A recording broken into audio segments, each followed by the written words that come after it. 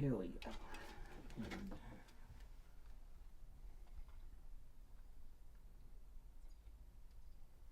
Okay, let's go in the other room.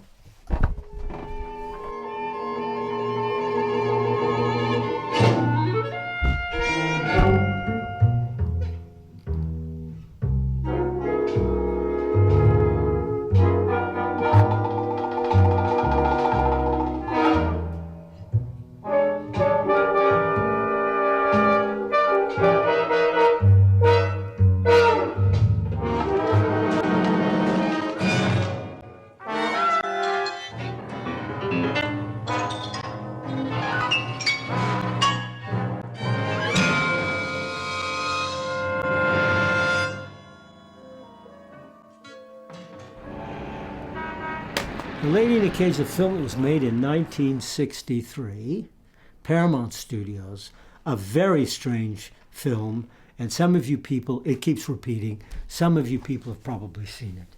It stars Olivia de Havilland, who was a many-time, I believe, Oscar winner. You probably remember her in Gone with the Wind. It's a beautiful young woman.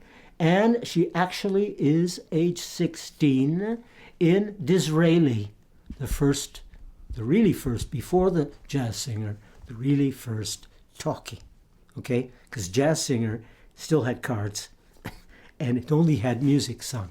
So Olivia de Havilland is probably her last picture, and she is absolutely magnificent. Well, she was such a great actress. And it is the beginning of the career of James Caan, who plays this nasty boy who comes in and ruins everything. We've also got Anne Southern, who was an extremely important actress in the past, very beautiful woman and a very fine actress. Jeff Corey, who only you super moviegoers know who he is, was one of these very extraordinary actors, and so on. And the film was directed by Walter Grauman, who, strangely enough, went into television. I think he maybe did a couple of other Western-type films. And Walter Grauman directed the film. It's produced by Luther Davis. Well, the soundtrack is a very special kind of music in which uses, probably the first and last time, uses something called the third stream. Film music can sometimes be some of your best music because you get an idea from some scene that turns you on and what you want to do. Well, it was clear to me that Olivia de Havilland is a person living in the past. So give her music and instruments, because every musical instrument has its history. Give her instruments that make you think about the past. So I put the harpsichord in there. I'm not sure I was the first guy to put harpsichord in film music, but one of the first guys. Harpsichord is the thing that takes you back 1700s and so on.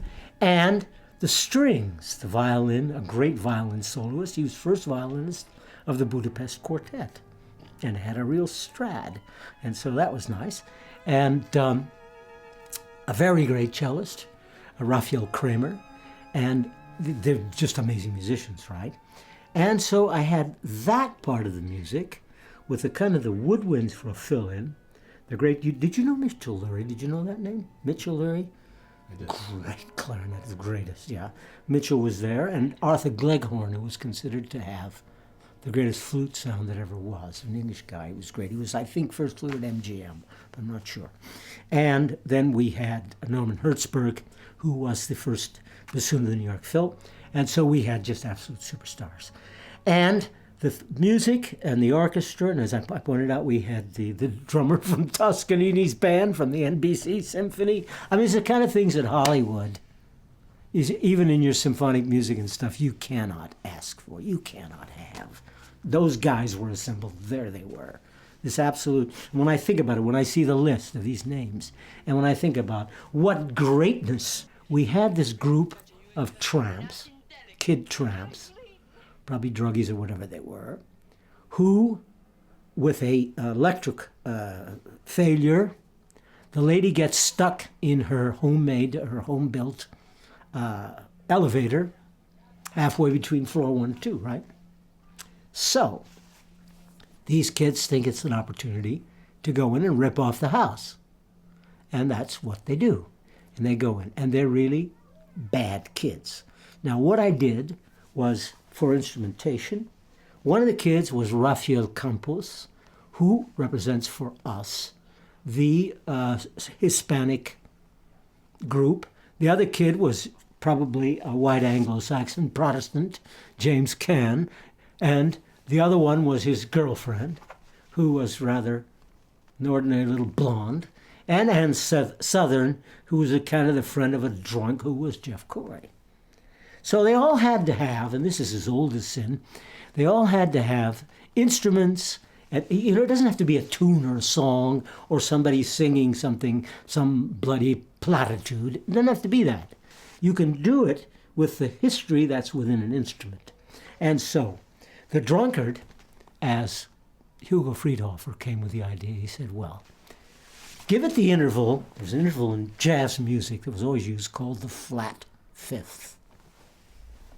This becomes the basic sound of the drunkard. Now, it has nothing to do with a drunkard, but the fact that it's a flatted fifth. Hugo said to me, what does this drunkard do? He flats fifths, because in those days people drank whiskey. They were called fifths, right? So we use the flatted fifth. Okay, that's a good example of how a composer goes about to find his material. Okay, the other thing that happened was the idea I could contrast this tiny little group of Baroque musicians and this kid. What did it suggest to me? The way he walked around, his Levi's, and how he talked, and what, and he belches, and he's really a disgusting mess. What did that do to me? Something that goes boom, boom, boom, boom, boom.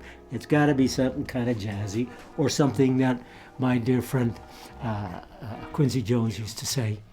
Give it the hookity-ding-ding, which is exactly the description that Quincy used for the string bass. Hookity-ding, ding, ding, ding, that's what it is. So that was another thing that was established. Well, I also had Meyer Rubin, or Mike, whatever you want to call him, Mike Rubin, who was the greatest bass player going in Hollywood, most incredible guy, and who was first bass, the Chicago Symphony. He played in jazz trios. He was great.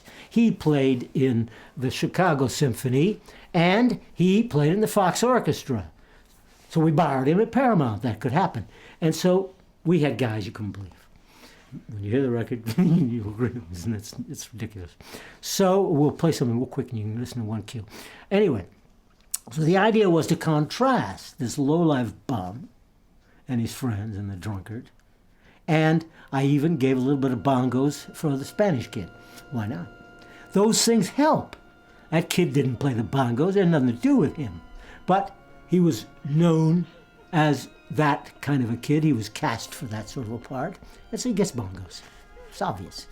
Olivia Haven gets a harpsichord, and James Caan gets some pretty low, dirty jazz. So I mean, that's how you go about making a film.